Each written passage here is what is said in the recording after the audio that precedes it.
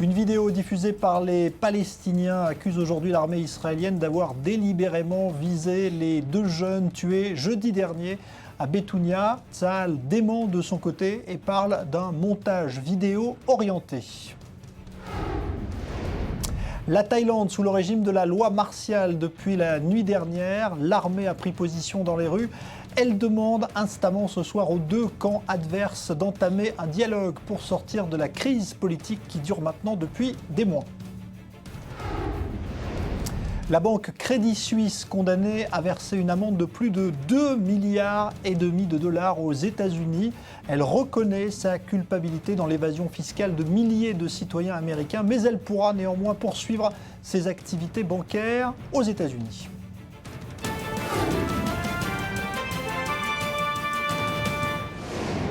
Alors c'est un sujet à la mode en ce moment, on parle beaucoup d'espionnage informatique entre pays. C'est le cas avec la dernière affaire révélée hier aux États-Unis, les Américains qui ont porté plainte contre 5 officiers de l'armée chinoise, nommément identifiés d'ailleurs, ce qui provoque une vraie crise diplomatique aujourd'hui entre les 2 pays. On va s'intéresser donc à cet espionnage informatique qui vise désormais donc les fleurons industriels de pays. Est-ce que c'est courant? Est-ce qu'on peut parler d'une pratique généralisée? Comment s'en prémunir? On est avec 2 experts. Je salue Jacques Neria, bonsoir. Expert pour les questions de défense et militaire sur i24 News. Et Daniel Rouage, bonsoir. Vous êtes président de la Chambre de commerce Israël-France. Alors, la Chine, c'est quand même un pays qui, on va dire, est souvent pointé du doigt dans ce domaine. Est-ce que c'est une légende? Est-ce qu'on prête finalement aux Chinois quelque chose qu'ils ne méritent pas? Est-ce que c'est vraiment un pays qui vient piller des secrets un peu partout, Jacques Neria?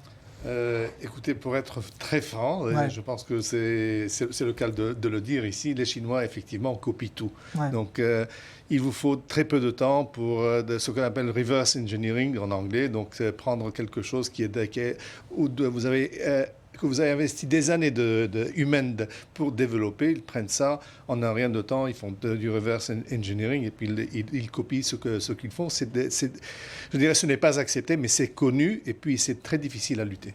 Ouais. Mais là, on l'a vu, des officiers qui ils sont venus avec leurs ordinateurs. Non, là, c'est autre chose. Il ne s'agit pas uniquement de... Ce sont des hackers qui sont rentrés, qui ont détruit des sites américains, qui ont attaqué des sites américains, des sites des institutions, des banques, des universités, et puis naturellement des sociétés, de très grandes sociétés, comme dans le domaine de la défense.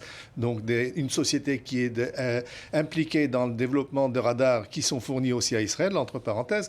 Donc, ils sont là, ils l'ont fait déjà, ça fait déjà des années que ça dure, et puis les Américains ont sans doute dit, il y en a assez. Ouais. Alors, Daniel Rouage, quand on est justement des sociétés avec de la technologie, de la haute technologie, il y en a beaucoup en Israël dans ce cas, est-ce qu'on cherche évidemment en premier à protéger? C'est prioritaire pour une entreprise aujourd'hui de chercher à protéger ces réseaux? Bien sûr, c'est devenu une évidence.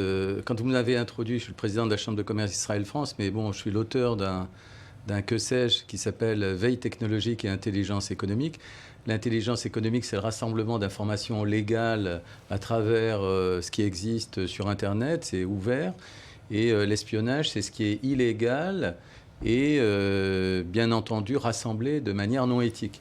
Donc en ce qui concerne les Chinois aux États-Unis, ils font 2 choses. Un, ils travaillent de manière légale, ils rassemblent l'information, ils ont énormément de doctorants qui sont là-bas, ils rassemblent de l'information qui est accessible à tous. Et c'est ce qu'on appelle l'information blanche. Ensuite, il y a l'information grise à travers les contacts humains, les salons, les rencontres et autres. On rassemble des informations qui sont plus sensibles. Et ensuite, on a à peu près 5% de l'information ultra confidentielle qui est ce qu'on appelle l'information noire, black information. Et apparemment, les Chinois deviennent de plus en plus offensifs et rentrent dans la partie noire de rassemblement d'informations dans les entreprises industrielles.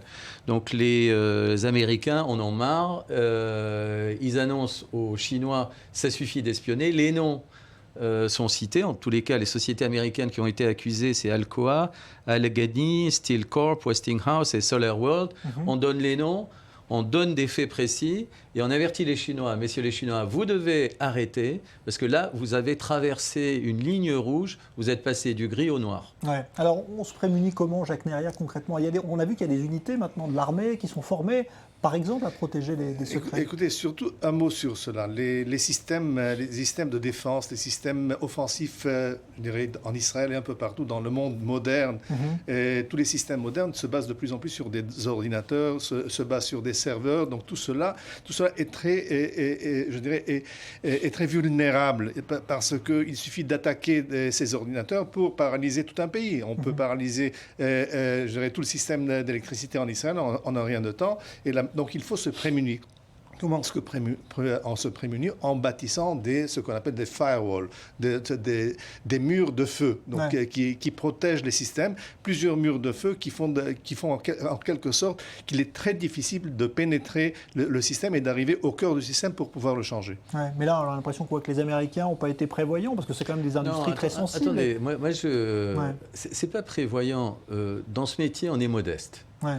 C'est-à-dire que moi, j'ai assisté ici à Tel Aviv dans des rencontres qui sont extraordinaires, organisées par exemple par IDC à Herzliya. Vous avez vraiment les meilleurs des meilleurs. Et les meilleurs des meilleurs vous disent, attendez, calmons-nous, parce que vous trouverez toujours quelqu'un qui va dépasser, qui va casser le mur secret et qui va rentrer dans un autre domaine, qui va essayer de dévoiler un véritable secret. Donc, dans ce secteur-là, les Israéliens depuis très longtemps, sont dans ce business de protection des données informatiques et autres. Il y a des sociétés israéliennes qui sont maintenant des leaders mondiaux comme Checkpoint. Il y a 200 entreprises israéliennes qui ont émergé ici en Israël et qui maintenant sont dans le monde entier pour essayer de construire et aider des entreprises, des États à développer des systèmes de protection. Mais dans toute cette évolution, on sait qu'il y a une bataille permanente entre ceux qui protègent et ceux qui rentrent. Alors, avec les Chinois, il y a un élément qui est très précis. Ils sont extrêmement bien organisés. Ils ont organisé de véritables bataillons. Ils ont fait... Ce sont des militaires, là. Ce sont des militaires, mais ce sont des militaires. Ce sont des jeunes qui sont des jeunes surdoués, qui ont un savoir-faire exceptionnel en matière d'informatique et autres. On les a présélectionnés, sélectionnés, et on en fait une brigade. Ici, en Israël, qu'est-ce qu'on fait? On prend les gens les plus intelligents, en tous les cas, dans ce type de software et autres. On les sélectionne, on les fait rentrer éventuellement des unités d'élite. L'unité d'élite, l'une des unités, c'est Shmoneh Matayin, 8200. On les forme et ensuite on crée des véritables bataillons. Israël a un avantage considérable sur beaucoup de pays, c'est que vous avez des milliers de jeunes qui sont fascinés, passionnés par ce domaine. Donc on ne manque pas de main-d'œuvre et on a un savoir-faire unique qui petit à petit permet à Israël, c'est l'un des avantages comparatifs d'Israël, de se protéger peut-être un peu mieux que les autres. Ouais. Vous êtes d'accord, Jacques Naria? Je suis tout à fait d'accord. Écoutez, nous sommes dans une situation où la nécessité mère d'invention. Nous sommes là entourés, nous sommes, je dirais, des fois, je dirais, avec une paranoïa, mais nous sommes là, nous avons des ennemis autour de nous. Il faut que nous nous protégions, et non seulement que nous nous protégions, mais aussi que nous préparons la prochaine guerre. La prochaine guerre se fera en attaquant dans le domaine cybernétique. C'est là où la bataille sera gagnée. Et une fois que vous aurez paralysé l'ennemi, ces systèmes de radar, des systèmes de reconnaissance, systèmes d'observation, eh bien, il sera tout simplement, je dirais, défait sur place. Ouais, donc il y a des enjeux considérables. Alors, il y a des enjeux considérables et un point qui est tout à fait important, on l'a un peu oublié. Quand le président François Hollande était ici en Israël le 18 novembre 2013, il y avait Shimon Peres, Netanyahou et François Hollande. Ils étaient assis et ils ont déclaré de manière très simple quels sont les domaines de coopération dans lesquels la France et Israël doivent faire des efforts particuliers. Et il y a la cyberguerre. Et François Hollande disait de manière explicite, c'est pas implicite, c'est vraiment explicite, il le disait clairement, nous allons mettre en place des coopérations de plus en plus profondes entre les Israéliens et nous Français pour continuer à se protéger, parce que vous avez des savoir-faire complémentaires, nous avons les deux pays des savoir-faire complémentaires, les Israéliens ont une industrie de cybertechnologie, les Français ont d'excellents ingénieurs, ont des méthodes et des savoir-faire qui sont uniques, les deux ensemble peuvent aller plus loin. C'est l'un des domaines de coopération et c'est ce qui fait également actuellement la richesse nationale israélienne. Hier, les Chinois ont annoncé... ils sont là, ils sont présents. Ils ont annoncé, l'université de Tel Aviv, c'est extraordinaire ce qui se passe. 350 millions de dollars investis par les Chinois. 350 millions dans le domaine de la biotech. Les Israéliens et les Chinois vont travailler en coopération à travers l'université de Tel Aviv. L'an dernier, ils ont mis 150 millions de dollars d'investissement avec le Technion. Ça fait déjà plus d'un demi-milliard. Donc on est bientôt, et j'en suis absolument persuadé, Israéliens et Chinois vont développer des cyber-savoirs qui vont partager ensemble. Ça va être complètement aberrant puisque Israéliens travaillant avec les Américains, ils vont travailler également avec les Chinois et certainement il y aura des frictions entre Israéliens et Américains. Oui, ça va continuer. Je ne sais pas si vous avez vu l'image de l'avion de chasse le plus moderne chinois. Il est la copie du célèbre Lavi israélien. Les chars d'assaut des Chinois sont une copie, je dirais, conforme des Merkava. S'est fait piquer les secrets ou a accepté il y a une coopération, mais la coopération s'est terminée à certains points. Ouais. Et est-ce que justement, alors parce qu'on voit ils investissent beaucoup, est-ce qu'il y a une méfiance ou pas chez les militaires israéliens de voir arriver tous ces Chinois? Tout à fait. On voit les Chinois, on est tout simplement bloqués. C'est comme les Américains quand ils voient Huawei, quand ils voient les grandes sociétés chinoises qui voudraient pénétrer le marché des communications aux États-Unis. Ils deviennent malades. C'est la même chose en Israël. On est malade quand on voit une société étrangère vouloir s'accaparer ou entrer dans une société de communication au sein d'Israël. Ouais. Alors il y a quand même un élément très important. Si vous prenez par exemple l'entreprise Rafael dans le nord du pays, c'est des missiliers. Ils rentrent dans une coopération. Ils n'ont aucun problème pour rentrer en coopération avec des Chinois, des Français. Mais la raison est très simple. Vous avez un échange de technologie, un échange de savoir-faire. Les Israéliens vont vendre des systèmes à des prix exorbitants avec des marges très très confortables qui vont leur permettre de réinvestir dans le futur en matière de recherche et développement.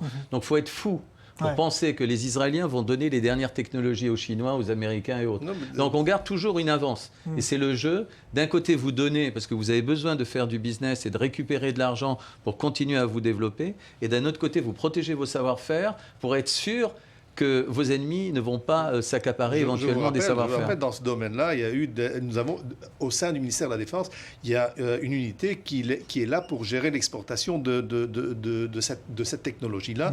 Et un de ses responsables a dernièrement été viré parce que les Américains se sont plaints qu'une certaine technologie qui avait été développée entre nous et les Américains avait été parvenue finalement chez les Chinois. Ah oui, donc ça arrive. Donc ça arrive, tout à fait. Alors, les grands débats souterrains actuellement, c'est dans le domaine des drones. Ouais. Israël est devenu un grand pays dans le domaine des drones. Les Chinois le savent. Donc ils essayent là de... c'est pas qu'ils essayent.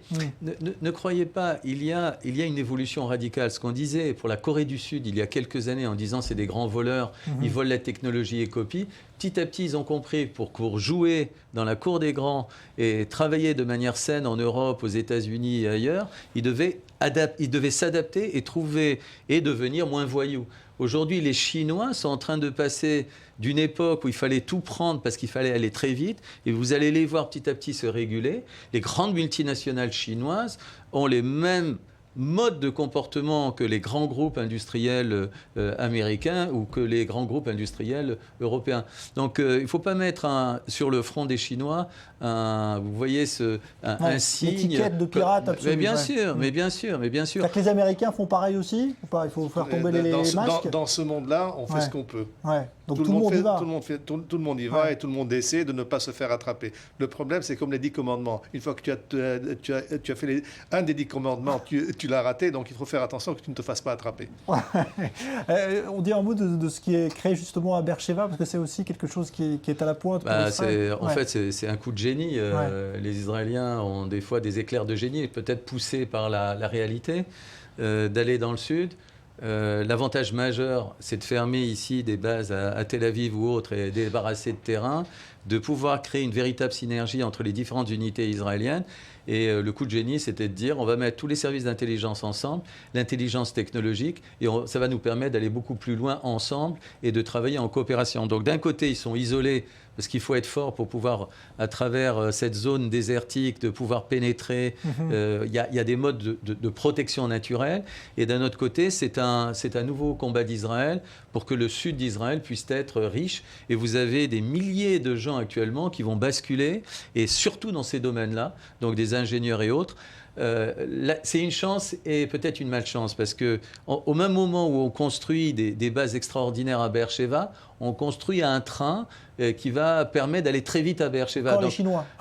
Oui, et le problème, c'est qu'on ne sait pas si les gens de Tel Aviv, le matin, de 8h à 9h, vont à Beersheba, reviennent le soir. Donc la valeur ajoutée locale, ça sera uniquement une industrie, mais on ne sait pas si elle va s'ancrer, si elle va rentrer dans le paysage industriel local. Donc d'un côté, un coup de génie, d'un autre côté, il y a un pari... vous voyez, d'une île flottante au milieu du désert avec des gens qui travaillent de manière fermée comme les bases israéliennes militaires le font de manière très courante. Ouais. Vous diriez aujourd'hui que ça prend une part plus importante dans la défense classique, on va dire, d'Israël, cette cyberdéfense-là? Tout à fait. Ouais. Tout à fait. Des unités spéciales sont tenues et sont entraînées dans ce domaine-là. Les cibles sont déjà choisies. On sait très bien comment faire et comment faire. Et c'est un travail très dur, assidu, qui demande beaucoup de patience et d'intelligence. Merci beaucoup. Juste un point. 5 secondes. 5 secondes. Israël bénéficie de visionnaires. Il y a dans ce métier-là de cyberguerre 4-5 personnes qui ont la vision du futur. Ils ressemblent à des sortes de Einstein. Quand vous voyez physiquement, vous êtes estomaqué de voir leur allant, leur enthousiasme. Merci Daniel Rouache, merci Jacques Neria, invité à venir, un historien.